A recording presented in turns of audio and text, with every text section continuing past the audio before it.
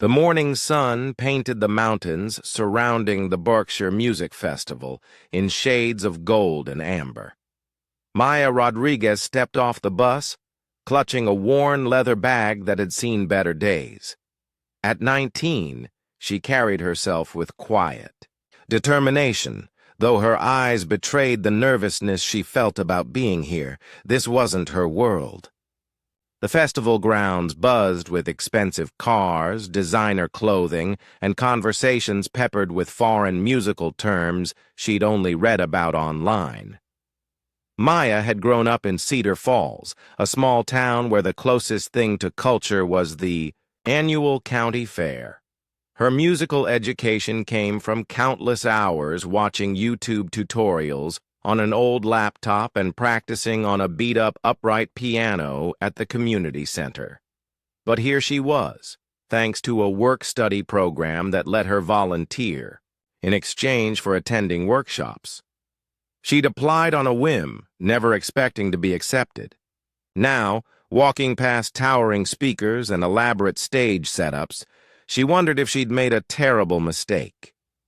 "Excuse me, are you Maya?" A woman in a crisp blazer approached, clipboard in hand. "I'm Janet, the volunteer coordinator. Ready for your first day?" Maya nodded, straightening her shoulders. She'd worked summers at her uncle's restaurant and knew how to hustle. How different could this be? Very different, as it turned out. The first few hours blurred together as Maya learned to navigate the maze of rehearsal tents, VIP areas, and backstage zones. She helped set up chairs, distributed programs, and tried not to gawk at the musicians warming up with instruments that probably cost more than her family's car. By afternoon, she was assigned to help with the opening reception. The event drew the festival's biggest donors, music critics, and performers. Maya found herself carrying trays of champagne and fancy appetizers she couldn't pronounce, weaving between conversations about conservatories and concert tours. "The acoustics in Vienna were absolutely divine," she overheard one woman saying. "Though nothing compares to Carnegie Hall, naturally." Maya smiled politely as she passed, wondering what Carnegie Hall even looked like inside. She'd seen pictures, of course, but being here made her realize how vast the gap was between her world and theirs. The reception was held in the festival's main pavilion, a stunning space with soaring ceilings and walls of glass that showcased the mountain views. Crystal chandeliers cast warm light over the gathered crowd, and Maya couldn't help feeling like she was in a movie. She was carefully balancing a tray of stuffed mushrooms when she spotted him. Viktor Petrov stood near the grand piano, holding court with a small group of admirers. Even she knew who he was, the Russian-born pianist whose recordings had won multiple Grammy Awards. His silver hair was perfectly styled, and his dark suit probably cost more than Maya made in 6 months at the diner. Victor's laugh carried across the room as he gestured dramatically while telling some story. Maya found herself slowing down, trying to catch snippets of his conversation.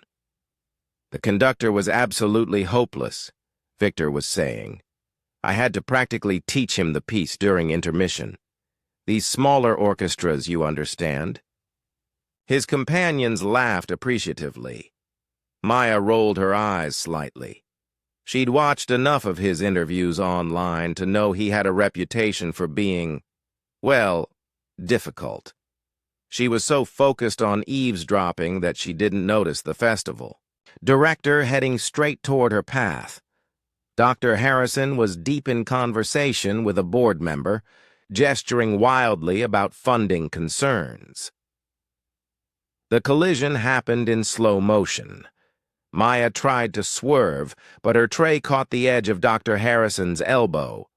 Champagne glasses crashed to the floor, and the plate of appetizers went flying, right into Viktor Petrov. The room seemed to freeze. Maya watched in horror as mushroom stuffing decorated Victor's expensive jacket. Conversation stopped mid-sentence, and all eyes turned toward the disaster zone. "Oh no! Oh no, I'm so sorry!" Maya dropped to her knees, frantically trying to clean up the broken glass with her bare hands. Victor looked down at his ruined jacket with an expression of pure disbelief. "This is silk," he said slowly, his accent making each word sound even more accusatory. "I can pay for cleaning, I can—" Maya started, but her bag had fallen open during the crash. Sheet music scattered across the wet floor, mixing with glass and champagne. Victor's eyes landed on the papers. Maya's heart sank as she watched him pick up one of her handwritten arrangements. It was her version of Chopin's Nocturne in E-flat, major, annotated with fingering suggestions and emotional cues she'd written to help herself remember the feeling of each passage. "Interesting," Victor said, examining the paper with the same expression someone might use when discovering moldy food. "YouTube University, I presume?" A few people nearby chuckled. Maya felt her cheeks burn as she gathered the rest of her music. I study music therapy," she managed to say, still on her knees collecting papers. "Music therapy." Victor repeated the words like they tasted bad. "And you arranged Chopin. How creative." Dr. Harrison appeared at Maya's side, helping her up while shooting apologetic looks at Victor. "Mr. Petrov, I'm terribly sorry. Maya is one of our work-study volunteers. We'll take care of your jacket immediately." "It's fine," Victor waved dismissively, but his eyes remained on Maya's sheet music. "Though perhaps your volunteers should focus on serving refreshments rather than reimagining the masters." The comment stung worse than if he'd simply yelled at her. Maya had spent months working on that arrangement, trying to capture the way Chopin's melody felt like rainfall on a quiet evening. She'd played it for her grandmother countless times before she passed away last year.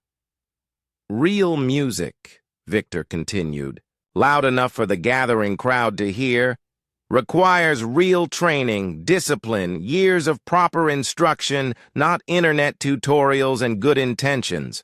Maya's hands trembled as she clutched her papers. She wanted to defend herself, to explain that she'd been playing piano since she was 7, that she understood music in ways that didn't require expensive schools or famous teachers. But the words stuck in her throat. "Classical music is not a hobby," Victor added, his voice taking on a lecturing tone. "It's an art form that demands respect, dedication, and proper foundation. One doesn't simply watch a few videos and claim to understand." "Chopin?" Several people nodded in agreement. Maya caught sight of a few festival musicians whispering among themselves, and she was certain they were talking about her. "Of course, Mr. Petrov," Dr. Harrison said smoothly. "Maya, why don't you help Janet with the registration tables?" It was a polite dismissal, but Maya got the message. She stuffed her damp sheet music back into her bag and mumbled another apology before hurrying away. Behind her, she could hear Victor resuming his story about the hopeless conductor, the incident already becoming an amusing anecdote for his audience. Maya found refuge in the registration area, where Janet put her to work sorting name tags and trying to pretend nothing had happened. But she could feel eyes on her throughout the evening, and she was sure everyone was talking about the clumsy volunteer who thought she could arrange classical music. As the reception wound down, Maya overheard Victor discussing his upcoming performances with Dr. Harrison. "The closing concert will be quite special," Victor was saying. "I'm premiering a new interpretation of Rachmaninoff's Piano Concerto No. 2. The audience should expect something authentic." Maya caught the emphasis on the last word and knew it was meant for her. Walking back to her shared dorm room that night, Maya replayed the encounter over and over. Part of her wanted to pack her bags and catch the first bus home, but another part, the part that had spent years practicing on that old community center piano, the part that felt music in her bones, burned with quiet determination. She thought about her grandmother, who used to sit beside her on the piano bench and say, "Misha, music isn't about being perfect. It's about telling your truth." Viktor Petrov had made it clear what he thought of her truth, but Maya wasn't ready to give up on it just yet. Little did she know that by the end of the week, everything would change. The prestigious pianist who had dismissed her so publicly would become the very person who recognized her talent. But that transformation would require Maya to find courage she didn't know she possessed, and it would start with a challenge that would test everything she believed about herself and her music. The next morning arrived with unexpected chaos. Maya was setting up chairs in the main concert hall when she heard Dr. Harrison's panicked voice echoing from the administrative office. "What do you mean she can't perform? The showcase is tonight." Maya paused, a folding chair halfway open in her hands. Through the thin walls, she could hear snippets of a heated phone conversation. Food poisoning, completely bedridden, doctor's orders. Her curiosity got the better of her, and she crept closer to the office door. Dr. Harrison was pacing behind his desk, phone pressed to his ear, his usually neat hair sticking up in all directions. No, we can't cancel. We have 300. People coming tonight, including the board of directors and major donors. This showcase determines our funding for next year." Maya's stomach dropped. The evening showcase was one of the festival's biggest events. She'd been looking forward to watching from the back of the hall, hoping to learn something from the professional musicians. "Can't we get someone local? Anyone?" Dr. Harrison's voice cracked slightly. "What about the conservatory students?" Oh, long pause. Maya held her breath. "They're all committed to other performances tonight." "Of course they are." Dr. Harrison collapsed into his chair. "This is a disaster." Maya quietly backed away and returned to her chair setup, but her mind was racing. She'd heard rumors that tonight's showcase could make or break the festival's future. Without proper funding, there might not be a Berkshire Music Festival next year. An hour later, the news had spread throughout the volunteer staff. Celeste Morrison, the featured pianist who was supposed to headline tonight's showcase, was in the hospital with severe food poisoning. The backup performer was stuck in Chicago due to flight cancellations. "It's like the universe is conspiring against us," Janet muttered as she and Maya sorted programs for an event that might not happen. "Can't they postpone it?" Maya asked. "The donors fly out tomorrow morning. Some of them came from Europe just for this." Janet shook her head. "Dr. Harrison is calling everyone he knows, but most serious musicians are booked months in advance." Maya spent the morning helping with various tasks, but everywhere she went, she heard the same panicked conversations. The festival staff was scrambling, calling music schools, professional agencies, even jazz clubs in nearby cities. Nothing. By lunch, the situation had become desperate. Maya was delivering sandwiches to the administrative building when she overheard Viktor Petrov talking with Dr. Harrison in the hallway. "This is quite the predicament," Viktor was saying, though he didn't sound particularly concerned. "Perhaps it's time to be creative with your entertainment choices." "What do you mean?" Dr. Harrison asked. Victor's laugh had a sharp edge to it. "Well, you do have that enthusiastic young woman, the one with the YouTube education. Maybe this is her big break." Maya froze behind the corner, sandwich tray clutched in her hands. "You can't be serious," Dr. Harrison replied. "Why not?" She seems eager to share her interpretations of classical music. Give the YouTube pianist a chance to perform for a real audience. Victor's voice dripped with mock encouragement. I'm sure our donors would find it interesting. Maya felt her cheeks burn. He was making fun of her, using her as a joke to highlight how desperate the situation had become. Victor, I can't ask a volunteer to... Oh, I'm not suggesting you ask. I'm suggesting you announce it. Make it sound like a special addition to the program. Rising young talent or some such thing. Victor chuckled. She'll probably say no. Anyway, then you can tell your donors that you tried everything, even unconventional solutions. Maya's hands tightened on the tray. She knew she should walk away, but something kept her rooted to the spot. I don't know, Dr. Harrison said slowly. It seems unfair to put that pressure on a student. Pressure? This is opportunity. Victor's voice took on a theatrical quality. Isn't that what these young people want? A chance to prove themselves? Let her show us what those internet tutorials have taught her. Maya had heard enough. She stepped around the corner, her chin raised despite the trembling in her hands. I'll do it. Both men turned, startled. Dr. Harrison's face went pale. Maya, you don't understand what you're saying. This isn't a talent show or a student recital.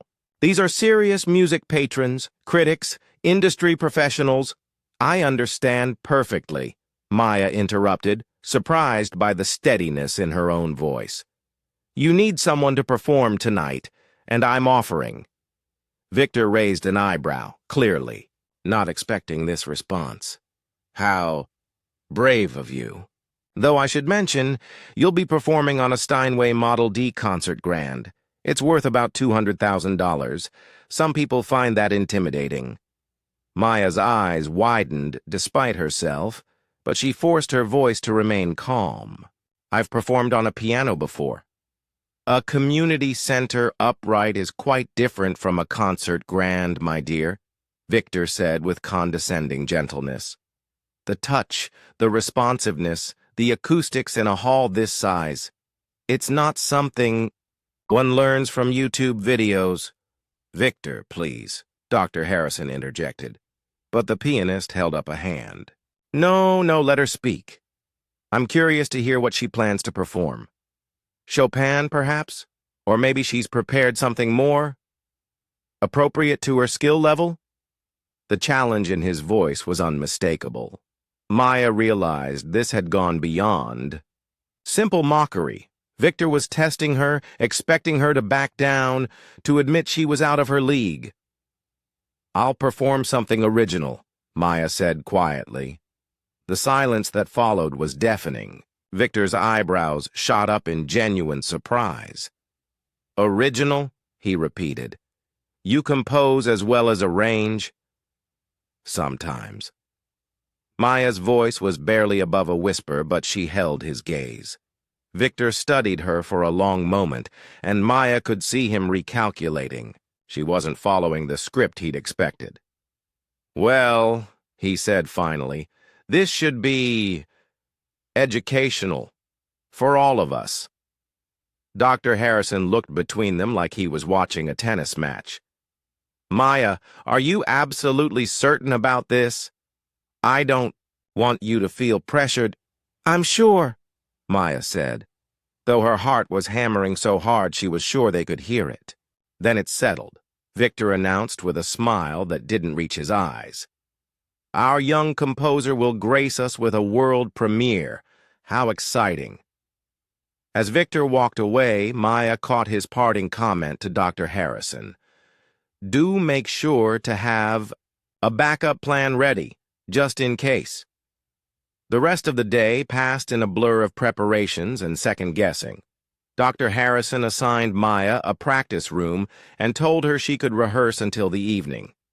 He also mentioned, somewhat apologetically, that the showcase would be reviewed by critics from 3 major music publications. No pressure, he added weakly. Maya spent the afternoon in practice room 7, a small space with surprisingly good acoustics and an old but well-maintained upright piano. She had 6 hours to prepare for the most important performance of her life. She started by running through scales, trying to calm her nerves and warm up her fingers. The piano felt different from the one at the community center, more responsive with a richer tone that seemed to encourage expression rather than just accuracy. For the first hour, she played pieces she knew by heart: Bach inventions, Chopin, nocturnes, Debussy preludes. But these felt wrong somehow. They were beautiful pieces, but they weren't hers. Playing them tonight would just prove Victor's point about her being a copycat, someone who could imitate but not create. She needed to play something original, something that came from her own experience and couldn't be judged against a master's interpretation. The problem was, she'd never performed her compositions for anyone except her grandmother. Maya closed her eyes and let her fingers find their way to a melody she'd been working on for months. It had started as a way to process her grief after her grandmother's death, a musical letter to someone who could no longer hear it. The piece began softly, with a simple melody in the right hand over gentle arpeggios in the left. It reminded her of sitting beside her grandmother on the old piano bench, learning to play Für Elise for the first time. But as the music developed, it grew more complex, incorporating the techniques she'd learned from years of practice and study. The middle section built to represent the strength her grandmother had given her, the encouragement to pursue music even when everyone said it wasn't practical, the belief that talent could flourish anywhere if it was nurtured with love and determination. As Maya played, she forgot about Viktor Petrov and the intimidating audience waiting for her. She forgot about the critics and the expensive piano and the pressure to prove herself. The music flowed through her fingers like a conversation with her grandmother, full of memories and hope and quiet defiance. When she finished, Maya opened her eyes to find Dr. Harrison standing in the doorway. She had no idea how long he'd been listening.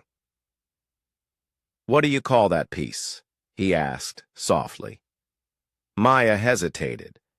She'd never given it a proper title, but sitting, here now thinking about everything that had led to this moment, the answer came naturally. "Memories in G minor," she said. Dr. Harrison nodded slowly. "It's beautiful, Maya. Truly beautiful." As evening approached, Maya tried not to think about the 300 people gathering in the concert hall, or the critics sharpening their pencils, or Viktor Petrov sitting in the front row waiting for her to fail. Instead, she thought about her grandmother's hands guiding hers across the keys, and the countless hours she'd spent learning to make music, not because she had to, but because she loved it. Tonight, she would play for love. Everything else would have to take care of itself. The concert hall buzzed with conversation as Maya peered through the backstage curtains.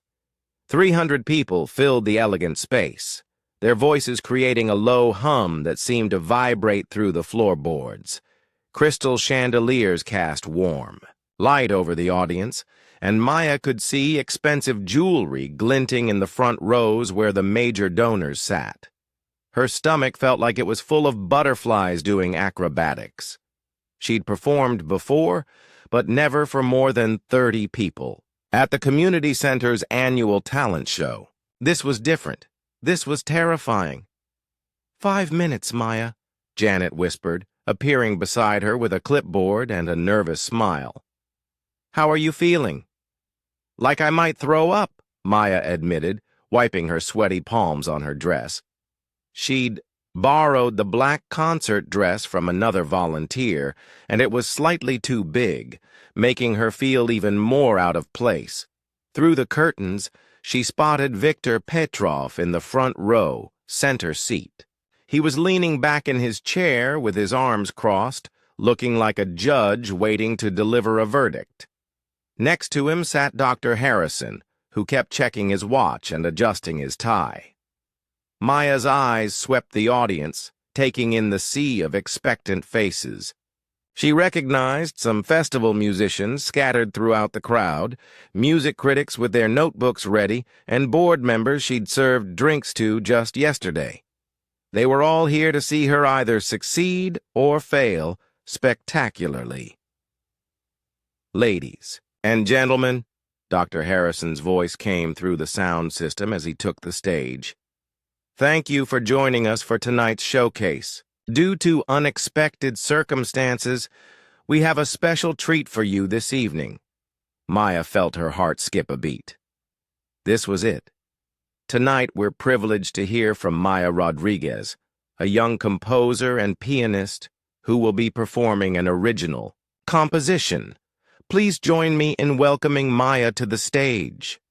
The applause was polite but lukewarm. Maya took a deep breath, squared her shoulders, and stepped through the curtains.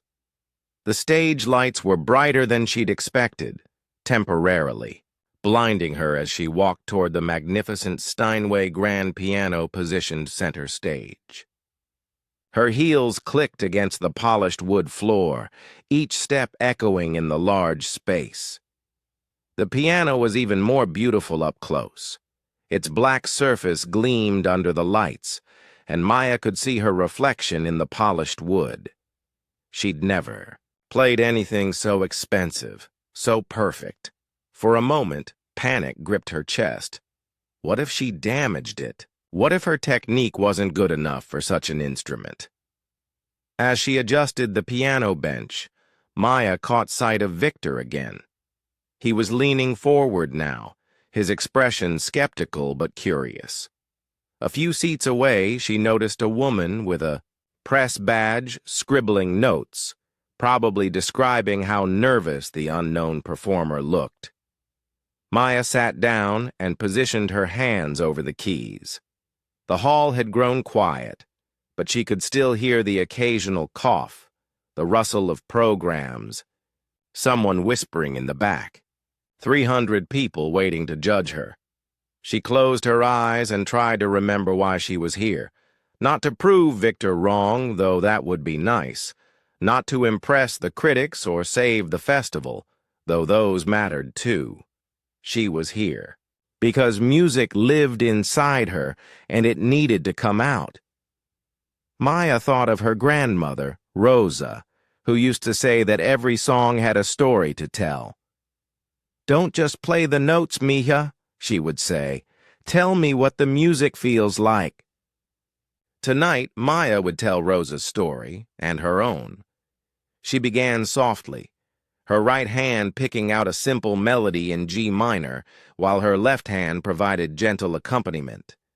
The first notes seemed to float in the air, delicate and tentative like morning mist. This was the beginning of her composition, representing the quiet moments she'd shared with her grandmother at the old upright piano. The melody was deceptively simple, but Maya poured years of longing into each phrase. She remembered being 7 years old, sitting beside Rosa on the wobbly piano bench, learning to coordinate her small hands to play Mary Had a Little Lamb. The memory was so vivid, she could almost smell Rosa's lavender perfume. As the music developed, Maya's confidence grew. The Steinway responded to her touch like no piano she'd ever played. When she pressed the keys gently, they whispered. When she played with more force, they sang with rich, full voices that seemed to fill every corner of the hall. The audience began to settle into real silence. Conversations stopped mid-sentence. Programs stopped rustling. Even the critics looked up from their notebooks. Maya transitioned into the second section of her piece, where the melody became more complex. This part represented her growth as a musician, the countless hours she'd spent practicing scales and etudes The frustration of learning difficult passages, the joy of finally getting them right. Her left hand took on a more prominent role, weaving intricate patterns that supported and challenged the main melody. She glanced up briefly and was surprised to see Victor leaning forward in his seat, no longer looking skeptical.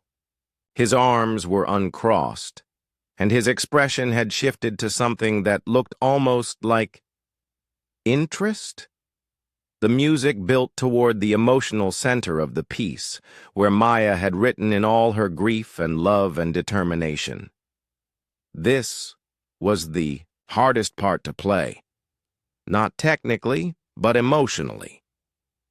Every time she reached this section in practice, she felt like she was having a conversation with Rosa across the divide between life and death. Her hands moved across the keys with growing intensity. The melody soared higher, supported by rolling arpeggios that seemed to shimmer in the air.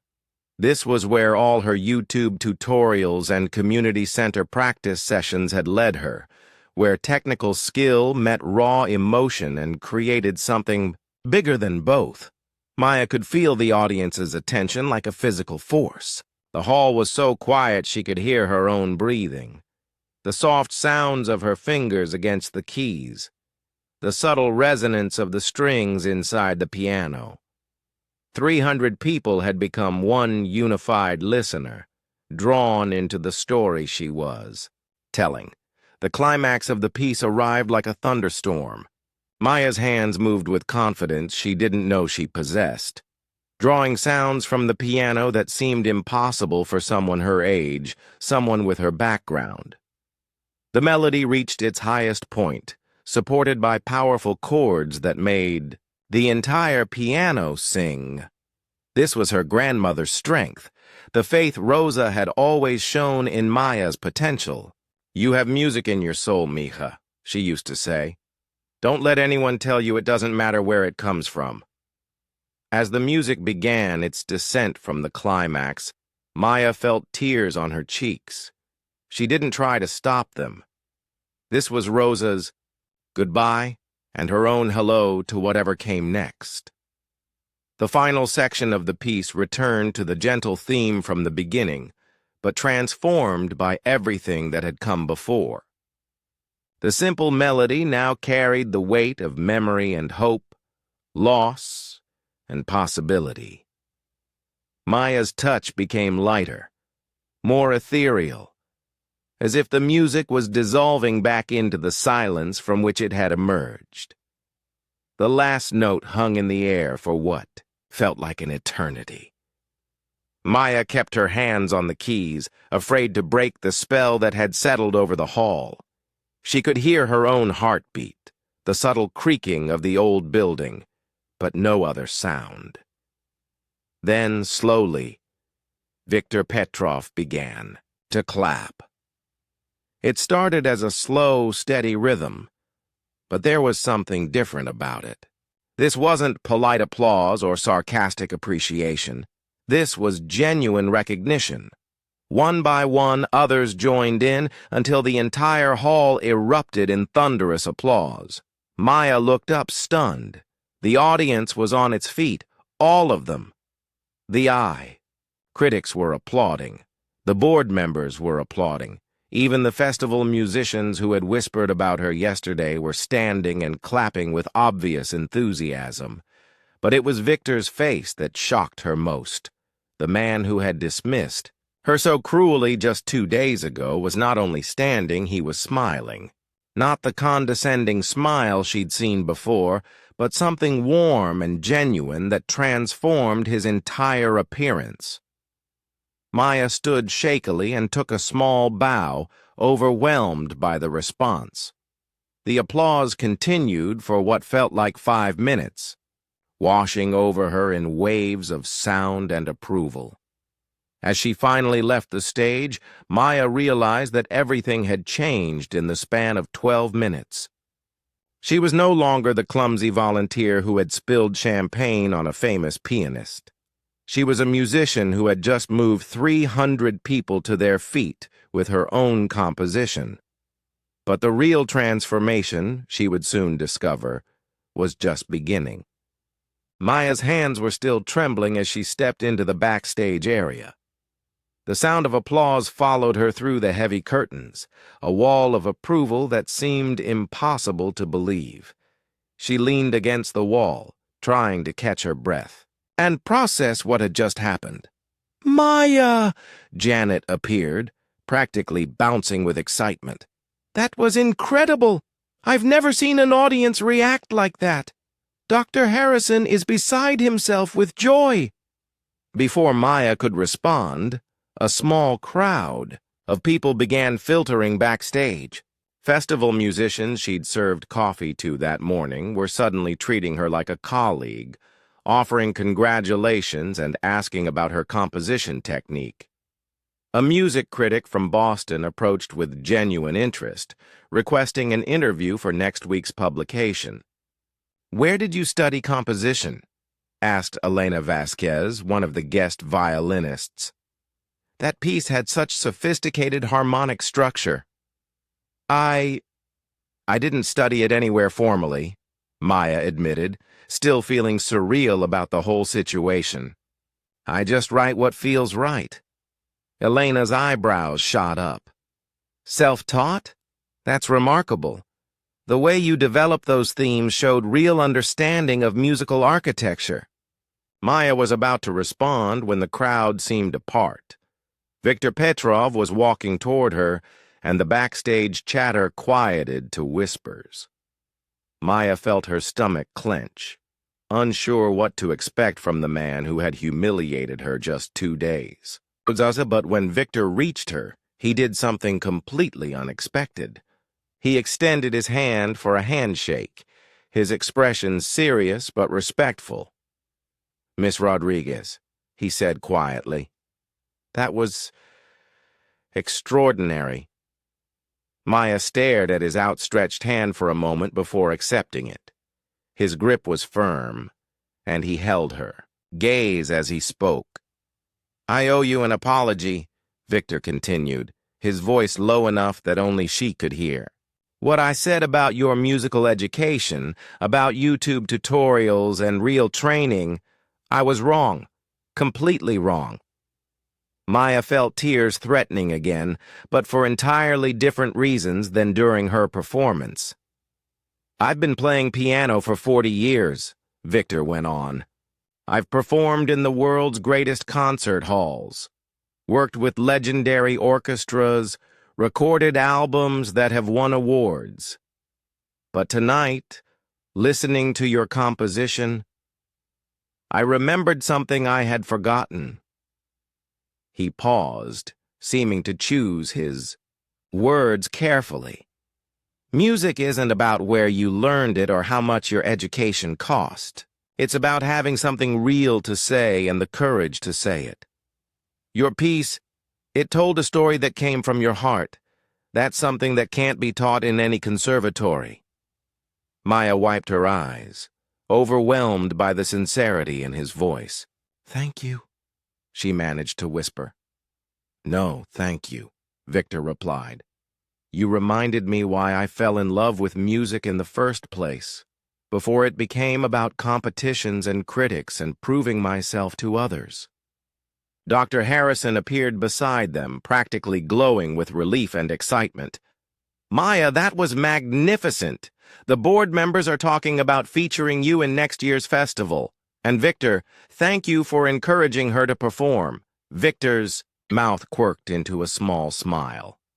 "Actually, I believe Maya encouraged herself.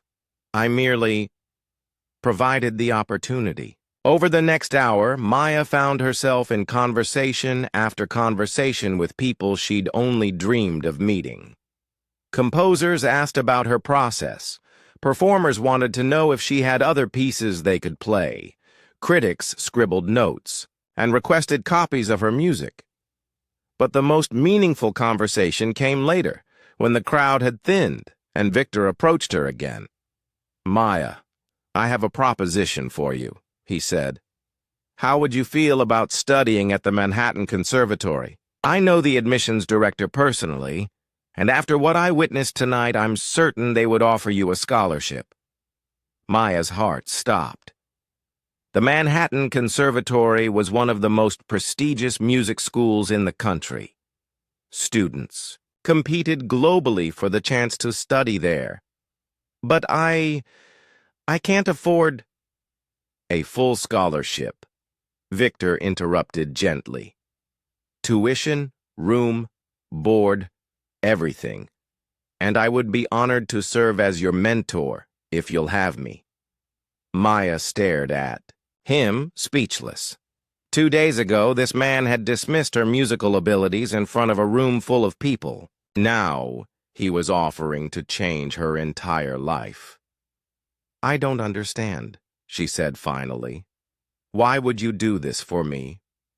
Victor was quiet for a moment, looking thoughtful. "When I was young, I had a teacher who believed in me when no one else did.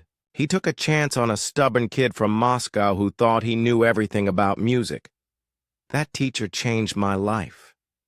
He smiled, and Maya saw warmth in his expression that she'd never noticed before. "But more than that, I've spent years surrounded by technically perfect musicians who play all the right notes in all the right ways. What you did tonight, that was different. You didn't just play music, Maya. You created it. You lived it. That kind of authentic musicality is rare and precious, and it deserves to be nurtured." Maya felt tears streaming down her face again. "I don't know what to say." "Say you'll think about it," Victor suggested. "But I hope you'll say yes. The musical world needs voices like yours." 3 weeks later, Maya found herself sitting in Victor's private studio in New York City, working on a new composition. The Manhattan Conservatory had indeed offered her a full scholarship, and she'd started classes the previous week. But Victor had proposed something even more exciting. He wanted to record an album with her, not as mentor and student, but as musical partners. The album would feature her original compositions alongside reimagined classical pieces, bridging the gap between traditional and contemporary musical expression. "How does this sound?" Maya asked, playing through a passage she'd been developing. It was inspired by her experience at the festival, starting with uncertainty and building to confident self-expression.